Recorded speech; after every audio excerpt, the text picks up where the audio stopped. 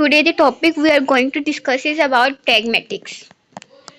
First of all, pragmatics होता क्या है? In one word, if I define pragmatics, then it means that hidden communication. pragmatics जो होता है मतलब स्पीकर जो होते हैं वो इनडायरेक्टली बात कर रहा होता है कि लिसनर उस सेक्शन को परफॉर्म करे. मीन टू से कि अगर मैं कहूँगी कि it's so cold today, mean to say that मैं ये बात कहना चाह रही हूँ कि क्लोज दी विंडो. तो स्पीकर ने डायरेक्टली की बात लिसनरों को नहीं की है कि आपने विंडो को क्लोज करना है, मतलब उसने हिंट उसको दिया कि it's so cold in here, means to say कि क्लोज द फैन या फिर क्लोज द विंडो. अब उस सिचुएशन के अकॉर्डिंग लिसनर जो बात ऑब्जर्व करेगा वो वही एक्शन परफॉर्म करेगा. अब अगर हम इसकी डेफिनेशन को देखते हैं तो वो क्या है? pragmatics is the study of meaning in context. First part मतलब उस कॉन्टेक्स्ट का मीनिंग क्या होता है, जो बात स्पीकर कर रहा है वो कहना क्या चाह रहा है, उस बात के अंदर उसका कॉन्टेक्स्ट क्या है, उसका बैकग्राउंड क्या है. And it deals with the implied meaning. Implied meaning मतलब कि लिसनर क्या मीनिंग एज्यूम करता है as opposed to mere lexical meaning expressed, कि उसके पास जो होगा वो लेक्सिकल मीनिंग इतने एक्सप्रेस नहीं किए हुए, लेकिन वो ये बात कह रहा है कि मैं किस तरीके से उस एक्शन को परफॉर्म करूं. Secondly, how utterances are used. pragmatics को हम इसलिए भी यूज़ कर रहे होते हैं किस तरीके से हम अटरेंसेस मीन्स के जो बात मैं कम्युनिकेट कर रही हूँ उसको हम किस तरीके से कम्युनिकेट कर सकते हैं. मतलब डेली लाइफ में हम जो भी कन्वर्सेशन कर रहे होते हैं उसको हम अटरेंस कह रहे होते हैं. It is about interpreting what speakers mean. इसका बेसिकली एक मतलब ये भी होता है कि स्पीकर्स जो होता है वो क्या बात करना चाह रहा होता है और हम स्पीकर की कम्युनिकेशन को इंटरप्रेट करने की, उसको अंडरस्टैंड करने की कोशिश कर रहे होते हैं जो लिसनर होता है, जो रीडर होता है. इन अदर वर्ड्स अगर हम इस कॉन्टेक्स्ट के अलावा दूसरे वर्ड्स में देखें तो pragmatics जो होगा वो लिंग्विस्टिकली सेंस बना रही होती है. लिंग्विस्टिकली मीन्स लैंग्वेज रिलेटेड, कि हम डेली लाइफ में जो भी कम्युनिकेशन परफॉर्म कर रहे होती हैं उसके अंदर स्पीकर जो बात कहना चाह रहा है उसको हम किस तरीके से सही अंदाज में कर सकते हैं. नेक्स्ट पार्ट जैसे ही मैंने आपको पहले एक्सप्लेन किया, अटरेंसिस एंड इंटरप्रिटेशन. अटरेंसिस जो होती है वो साउंड, वो फिजिकल अफेक्ट जो हम यूज़ कर रहे होते हैं अपनी कन्वर्सेशन के अंदर. इंटरप्रिटेशन मीन्स कि हम नॉलेज, मतलब अगर उसने ये बात की ना it's so cold in here, अगर हमें कोल्ड का मतलब पता होगा तभी हम मीनिंग को एज्यूम कर पा रहे होंगे. तो अटरेंसिस जो होती हैं वो एक्चुअल फिजिकल इवेंट्स होते हैं कि मतलब स्पीकर क्या बात कह रहा है ऑरली. और इंटरप्रिटेशन ये होती है कि हम उस वर्ड से नॉलेज अपना करते हैं, उसका बैकग्राउंड देखते हैं कि वो कहना क्या चाह रहा है. कि अगर हमें पता होगा it's so cold in here, ऐसा नहीं हो कि विंडो खुली हुई हो और पंखा बंद हो तो हम पंखा जाकर चला दें.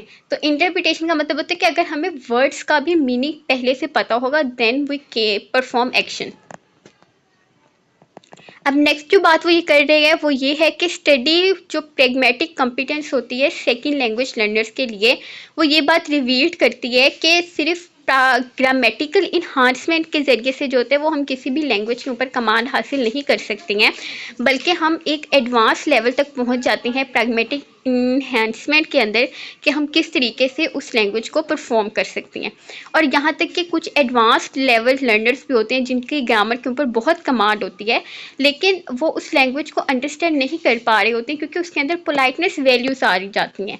मीन टू से कि अगर आपकी कोई भी नेटिव लैंग्वेज है तो अगर आप कहते हैं क्या हुआ, तो मीन्स टू से कि अगर कोई सेकंड लैंग्वेज लर्नर होगा तो वो कहेगा व्हाट्स हैपन दैट, मतलब उसको पता नहीं होगा पीछे बैकग्राउंड नॉलेज का. लेकिन अगर आप ये बात देखती हैं कि वहाँ पर एक्सीडेंट परफॉर्म हुआ है तो मीन्स टू से कि वो उस एक्सीडेंट के बारे में पूछ रहा है कि उस एक्सीडेंट का क्या हुआ.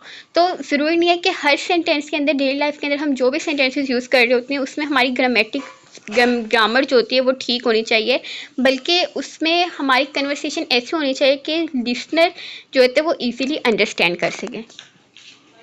नेक्स्ट पार्ट है हमारे पास हिस्टोरिकल बैकग्राउंड क्या होता है pragmatics का. अगर हम देखते हैं तो सबसे पहले एंशिएंट में आया, फिर उसके बाद वो डाइवर्ट हो गया ग्रीस रोम के अंदर, और फिर उसके बाद बीइंग प्रैक्टिकली हम किस तरीके से pragmatics को परफॉर्म कर रहे होते हैं हम वो स्टडी कर रही होती हैं.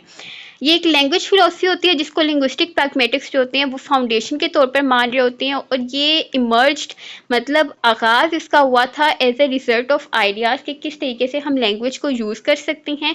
किन फिलोसफर्स ने इस आइडिया को दिया था? विद ऑस्टेन ने दिया था, सर्ले ने दिया था, ग्राइस ने दिया था और विटजेंस्टाइन ने दिया था। अब जो डेफिनेशन जो प्रैग्मेटिक्स की थी वो सबसे पहले किसने दी थी? मोरस ने दी थी। ये बात आपने याद रखनी है कि जो प्रैग्मेटिक्स के ऊपर सबसे प्रोमिनेंट वर्क किया है वो ऑस्टेन ने किया है, सर्ले ने किया है और ग्राइस ने किया है। लेकिन जो फर्स्ट डेफिनेशन थी प्रैग्मेटिक्स की, जब प्रैग्मेटिक्स इमर्ज हो रहा था, वो किसने दी थी? मोरस ने दी थी। मोरस ने क्या कहा था प्रैग्मेटिक्स के बारे में कि the study of the relation of science to interprets, कि किस तरीके से हम साइंस के ज़रिए से लैंग्वेज को इंटरप्रेट कर सकती हैं। मतलब उसने डायरेक्टली ये बात नहीं की थी ये ह्यूमन भी इसको यूज़ कर सकती हैं, वो उसने ये बात की थी कि ऐसे लोग जो कि बोल नहीं सकते हैं या फिर सुन नहीं सकती हैं, वो साइन के ज़रिए से जो होते हैं वो लैंग्वेज को इंटरप्रेट कर सकती हैं, उसका बैकग्राउंड ले सकते हैं और वो एक्शन परफॉर्म कर सकते हैं। कॉमनली यूटिलाइज डेफिनेशन जो प्रैग्मेटिक्स की थी वो ये थी कि प्रैग्मेटिक्स जो होते हैं is the study of those relations between language and context that are grammaticalized or encoded in the structure of language, कि हम जो भी बात कर रहे होती हैं वो हमारी लैंग्वेज ऐसी होनी चाहिए कि उसके अंदर ग्रामेटिक्स बेशक उसकी ठीक ना हो, लेकिन वो उसका स्ट्रक्चर जो होता है वो ठीक होना चाहिए कि हमारी बात जो होती है वो लिसनर को ईजीली समझ आ सके। नेक्स्ट हम स्टडी करेंगे थ्योरीज ऑफ प्रैग्मेटिक्स को। थ्योरीज ऑफ प्रैग्मेटिक्स में जो सबसे प्रोमिनेंट काम किया है वो है जे.एल. ऑस्टिन ने। जे.एल. ऑस्टिन ने क्या बात की थी कि words do not have meaning by themselves, people assume it by listening to it, कि वर्ड्स का जो होता है वो कोई भी मीनिंग नहीं होते हैं। अब अगर हम डेली लाइफ के अंदर देखते हैं तो हमें ये बात पता चलती है कि वर्ड्स जो होते हैं वो खुद तो कोई भी मीनिंग जनरेट नहीं करती है ना, इंसानों के ही बनाए हुए मीनिंग्स है ना। जैसे डोर का मतलब दरवाज़ा होता है, हम ये नहीं कहते कि डोर का मतलब जो होता है हमारे पास मेज़ होता है, हमारा डोर का मतलब हमारे पास दरवाज़ा ही होता है। तो मतलब हमारे इर्द गिर्द हम जितने भी वर्ड्स यूज़ कर रही होती हैं उसका कोई भी बैकग्राउंड नॉलेज हमारे पास नहीं है, लेकिन हमने खुद ही उनके मीनिंग्स जो होते हैं वो जनरेट कर लिए हैं। इसी वजह से आहिस्ता आहिस्ता क्या है कि लैंग्वेज के अंदर इमर्जेंस आना स्टार्ट हो गई है, क्योंकि लैंग्वेज के अंदर पहले जिस वर्ड का जो मीनिंग था अब मॉडर्न इरा के अंदर वो लैंग्वेज के मीनिंग्स चेंज हो गई हैं। नेक्स्ट पार्ट के अंदर हम फर्दर थ्योरीज को स्टडी करेंगे। आज हमने जो स्टडी किया वो था हमारे पास प्रैग्मेटिक्स की डेफिनेशन, उसका हिस्टोरिकल बैकग्राउंड और थ्योरीज को हम नेक्स्ट पार्ट में डिस्कस करेंगे। होप सो कि आपको यहाँ तक समझ आई होगी। अगर नहीं आई तो आपने नीचे कमेंट्स करने हैं, I will try my best कि आप सबको आंसर कर सकूँ। और ये बहुत इंपॉर्टेंट कॉन्सेप्ट है इंग्लिश के अंदर, तो फिर ये अक्सर आपसे इंटरव्यूज़ के अंदर भी पूछा जाता है, तो आपको बेसिकली इसके बारे में बैकग्राउंड नॉलेज होना चाहिए। Hope so you like the video. If you like the video then do not forget to like, share, comment and subscribe. Thank you so much for your precious time.